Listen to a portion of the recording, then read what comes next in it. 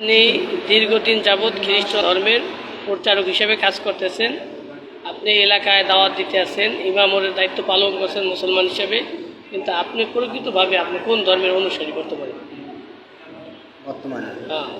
বর্তমানে খ্রিস্ট ধর্মের অনুসারী হয়েছি।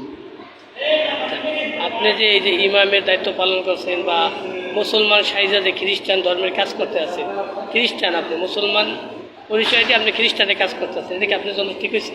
জি না, খ্রিস্টান হলেও তো আপনি কোর্টের মাধ্যমে সব কিছু কাজ করে আপনি খ্রিস্টান ধর্ম হইতে পারেন, এটা আপনার অধিকার আছে ধর্ম পরিবর্তন করে। কিন্তু আপনি মুসলমান সাইজা খ্রিস্টানদের কাজ করতে আছেন, খ্রিস্টান ধর্মের অনুসারী, কিন্তু আপনি প্রকৃতভাবে খ্রিস্টান কিন্তু মুসলমান দাবি সাইজা, এটা কি আপনার জন্য উচিত হয়েছে?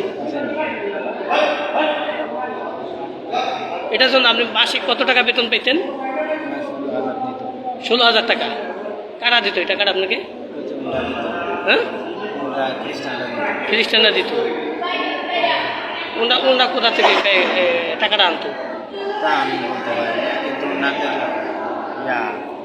বাড়ি আছে আমেরিকা। এখানে আপনার কাজ কি ছিল? টাকাটা দিত 16,000 করে, এটা কি কাজ করা লাগতো আপনার? এখানে যে কিতাব ভর্তি হয়, বই ভর্তি হয়, আর ধরেন ওই যে লোকজনের কাছে পৌঁছানো। এই পর্যন্ত আপনি আমাদের এই মহল্লায় কতজন লোককে খ্রিস্টান বানিয়েছেন? আমাকে এলাকায় এলাকায় যে কয়জন? ওই যে একটা মহিলা, একটা মহিলা, ওই যে আরেকটা ছেলেকে দেখলাম গোসল করাইয়া। সে হচ্ছে ওই যে ওদিকে আমার বাড়ি। সারা বাংলাদেশে কতজনকে আপনি খ্রিস্টান বানিয়েছেন? আপনার হাতে কতজনকে খ্রিস্টান বানিয়েছেন?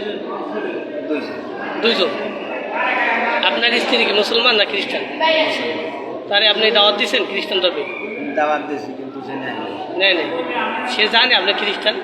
সে জানে যে আমি একটা মুসলমান। মুসলমান? আমি মুসলমান, বা আমি একটা চাকরি করি। আরে আপনি খ্রিস্টান ধর্মে দাওয়াত দিয়েছেন? কাকে? আমার স্ত্রী?